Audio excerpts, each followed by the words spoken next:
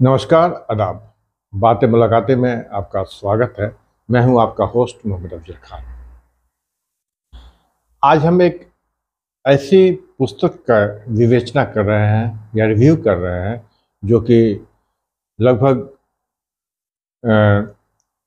70-80 साल हो गए बुक को पब्लिश हुए, लेकिन अभी तक इस बुक पे कंट्रोवर्सी है कि रुकती ही नहीं है। कंटिन्यू कंट्रोवर्सी चल रही है इस बुक पे।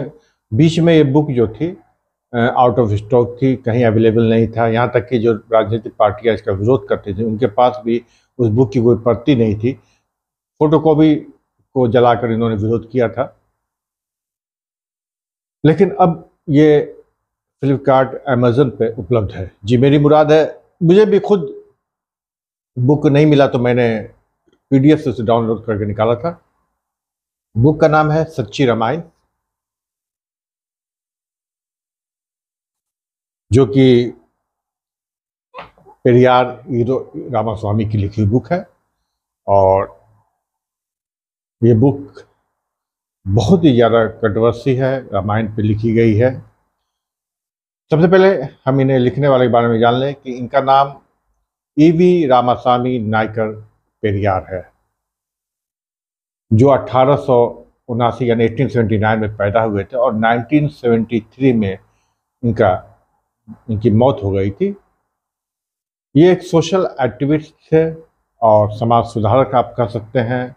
उसके अलावा हिंदू धर्म पे ब्राह्मणों का जो कब्जा था, जो उनकी मोनोपोली थी, उसके खिलाफ ये आवाज़ उठाते रहे जिंदगी भर। उनका कहना था कि आर्यन जो कि विदेश से आए थे और द्रविड़ जो कि हिंदुस्तान के रहने वाले नागरिक थे, आर्यन ने इन पे जुल्म किया और द्रविड़ों को दबा कर रखा।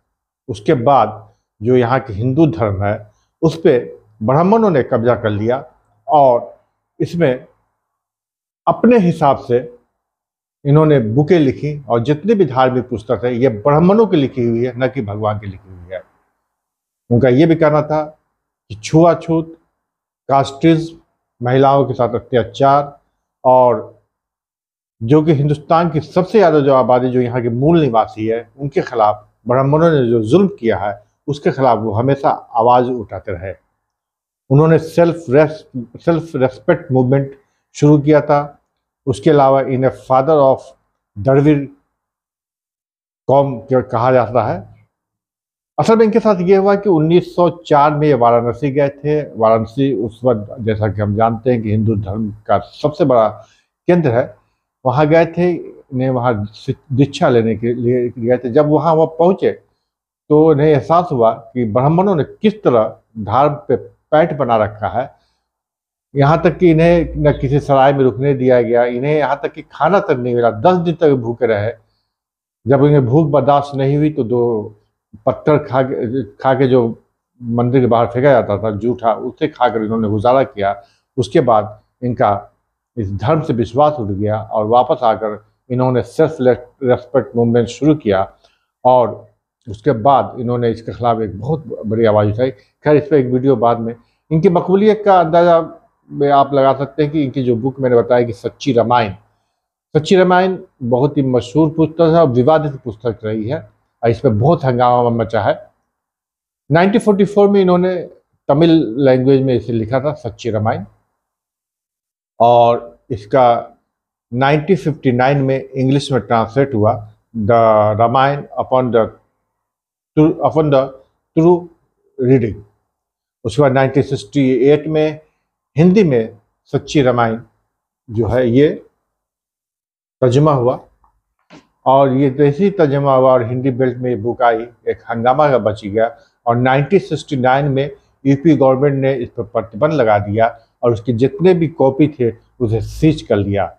लेकिन ये केस चलता रहा और 1976 में सुप्रीम कोर्ट ने इस पर प्रतिबंध हटा दिया और कहा कि ये अभिव्यक्ति की आज़ादी है और इस पर प्रतिबंध नहीं लगाया जा सकता है। लेकिन उसके बाद आउट ऑफ प्रिंट रहा और अब जब से ये मीडिया का दौर आया है तो इसका रीप्रिंट किया गया है और अब आपको अवेलेबल है सभी प्लेटफॉर्म पे, आप वहाँ खरीद सकते हैं। सच्ची रामायण जो किताब है, जैसा कि हम कभी जानते हैं कि हिंदुस्तान में कई तरह के रामायण है। हालांकि रामायण को धर्म से जोड़ा जाता है, लेकिन ये कहा जाता है कि रामायण और महाभारत जो है ये एपिक है, महागाथा है, कहानियां हैं, हकीकत से कोई वास्ता नहीं है। ऐसे भी देखें तो दुनिया में लगभग कहा जाता है कि 45 से अधिक रामायण का वर्जन है, जिसमें वाल्मीकि रामायण है, तुलसीदास रामायण है, रंगनाथन रामायण है, रीमेकर रामायण है जो कंबोडिया में चलता है, रामायणा कर्गुनी है जो इंडोनेशिया में करता है, और हिकायत श्री राम जो है कि मलेशिया में चलता है। तो बहुत तरह से रामायण है। पेरियार ने ये जो बुक लिखी है, इन्होंने लगभग 7-8 रामायण का हवाला दिया है, और उसका निचोड़ इन्होंने इस बुक में बताया है। इन्होंने कोई कहानी नहीं लिखी है, रामायण की क्या घटना घटी वो नहीं लिखी है, बल्कि इन्होंने रामायण में सभी किताबों का हवाला लेके हुए इन्होंने ये सिद्ध करने की कोशिश की है कि रामायण कोई कहानी नहीं है, ब्राह्मणों द्वारा बनाई गई एक, हकीकत से कोई वास्ता नहीं है, ब्राह्मणों द्वारा बनाई गई एक कहानी है। और इन्होंने सभी का निचोड़ दिखाते हुए इसमें जो रामायण के जितने भी पात्र हैं उनके बारे में लिखा है। जैसे रामायण के दशरथ, राम, सीता, लक्ष्मण, रावण, तो और सभी पे इन्होंने उंगली उठाई है। यहाँ तक कि इन्होंने राम को भगवान मानने से इनकार कर दिया है। उनका कहना है राम एक बहुत ही चालाक, कपटी और क्या क्या इंसान था, जो हम इनके किताब से ही ये हवाला है। और इन्होंने सीता को भी रामायण के अनुसार हम कह सकते हैं, मतलब कि जो ये लिख रहे हैं रामायण के अनुसार हम कह सकते हैं कि राम एक अयोग्य व्यक्ति था और सीता एक अविवाहित स्त्री थी। उन्होंने राम ने सीता को अकेले जंगल में छुड़वाया, इसके परिणामस्वरूप बहुत से उदाहरण हैं। इन्होंने लिखा है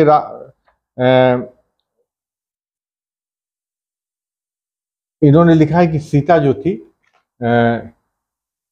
सीता धरती से निकली हुई एक स्त्री थी, लालची थी गहने की, क्योंकि जब वो छोड़कर जंगल में आ रही थी तो पूरे गहने चुरा लिए थे और उसने फेंक फेंक कर लोगों को रास्ता बताया था।